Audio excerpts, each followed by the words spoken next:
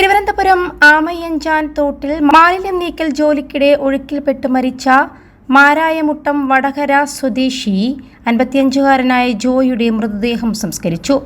മാരായമുട്ടത്തെ ഒറ്റമുറി വീട്ടുവളപ്പിലായിരുന്നു സംസ്കാരം. ശനിയാഴ്ച രാവിലെ അപകടത്തിൽപ്പെട്ട ജോയിയുടെ മൃതദേഹം ഇന്ന് രാവിലെയാണ് കണ്ടെത്തിയത്. വീട്ടിൽ സൗകര്യമില്ലാത്തതിനാൽ സഹോദരന്റെ വീട്ടിലാണ് മൃതദേഹം പൊതുദർശനത്തിന് വെച്ചത്. ജോയിയെ അവസാനമായി ഒരു നോക്ക് കാണാനും അന്തിമോപചാരം അർപ്പിക്കാനും നാടൊന്നാകെ ഒഴുകിയെത്തി. തോടും പുഴകളുമൊക്കെയായി ആത്മബന്ധമുണ്ടായിരുന്ന ജോയിയുടെ ജീവൻ ആമയ്യഞ്ചാൻ തോട്ടിൽ പൊരിഞ്ഞതിൽ മാലിന്യ നിർമ്മാർജ്ജനത്തിലെ പരാജയം തന്നെയാണെന്ന് ചൂണ്ടിക്കാട്ടുകയാണ് നാടിന് പ്രിയപ്പെട്ടവനും പ്രായമായ അമ്മയുടെ ഏക ആശ്രയവുമായിരുന്ന ജോയിയുടെ അപകടമരണം നാടിനെ ഒന്നാകെ കടുത്ത നോവായി മാറ്റി. കണ്ണീരോടെയാണ് നാട്ടുകാരും ജനപ്രതിനിധികളുമൊക്കെ ജോയിയുടെ മൃതദേഹം കാണാനെത്തിയത്. വഴിയില്ലാത്തതിനാൽ സമീപത്തെ CSI പള്ളിയുടെ ഭൂമിയിലെ കാട് വെട്ടിത്തെളിച്ചാണ് മൃതദേഹം വീട്ടിലെത്തിച്ചത്. 21 ലക്ഷത്തോളം സന്തുഷ്ടരായ ഉപഭോക്താക്കളും 2 ലക്ഷത്തോളം തിമിര ശസ്ത്രക്രിയകളും പൂർത്തിയാക്കിയ മലബാറിലെ ഏക കണ്ണാശുപത്രി Al Salama high hospital, hospital road, Perinthalmanna. പൊതുദർശനത്തിന് ആളുകളെത്തിയതും ഇതുവഴിയാണ്. വീട്ടിലെ അടുപ്പ് പുകയാൻ എന്ത് പണിയെടുക്കാനും തയ്യാറായിരുന്ന ജോയി 1500 രൂപയ്ക്ക് വേണ്ടിയാണ് മാലിന്യക്കടലായ ആമയ്യഞ്ചാൻ തോട്ടിൽ ഇറങ്ങിയത്. ശനിയാഴ്ച രാവിലെ ജോലിക്കായി അമ്മയോട് യാത്ര പറഞ്ഞിറങ്ങിയ ജോയിയുടെ പോക്ക് ഒരിക്കലും ജീവനോടെ തിരിച്ചുവരാത്ത യാത്രയാവുകയായിരുന്നു. 46 മണിക്കൂറിന് ശേഷം ജീർണിച്ച നിലയിൽ കണ്ടെത്തിയ മൃതദേഹം പോസ്റ്റ്മോർട്ടത്തിന് ശേഷം എത്രയും വേഗം സംസ്കരിക്കേണ്ട സാഹചര്യമായിരുന്നു. അതിനാൽ തന്നെ അധിക നേരം പൊതുദർശനത്തിന് വെക്കുന്നതും പ്രായോഗികമായിരുന്നില്ല.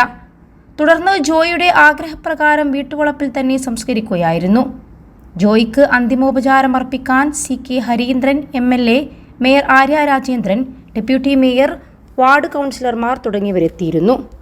ആമയ്യഞ്ചാൻ തോടിന്റെ തമ്പാനൂർ റെയിൽവേ സ്റ്റേഷന്റെ അടിയിലൂടെ കടന്നുപോകുന്ന ഭാഗത്ത് ശനിയാഴ്ച രാവിലെ 11 മണിയോടെയാണ് ജോയി ഒഴുക്കിൽപ്പെട്ടത്. ഒഴുക്കിൽപ്പെട്ടിടത്ത് നിന്ന് 1 കിലോമീറ്റർ അകലെയായി തകരപ്പറമ്പിലെ കനാലിൽ ഉപ്പിടാമൂട് ഇരുമ്പുപാലത്തിന് സമീപത്തു നിന്നാണ് ഇന്ന് രാവിലെയോടെ മൃതദേഹം കണ്ടെത്തിയത്.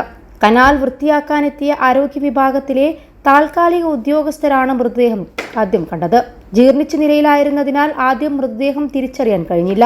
പിന്നീട് മെഡിക്കൽ കോളേജ് മോർച്ചറിയിൽ എത്തിച്ച മൃതദേഹം ജോയിയുടെ സഹോദരന്റെ മകനും ഒപ്പം ജോലി ചെയ്തിരുന്ന ശുചീകരണ തൊഴിലാളികളും പഞ്ചായത്ത് അംഗവും എത്തി തിരിച്ചറിഞ്ഞു.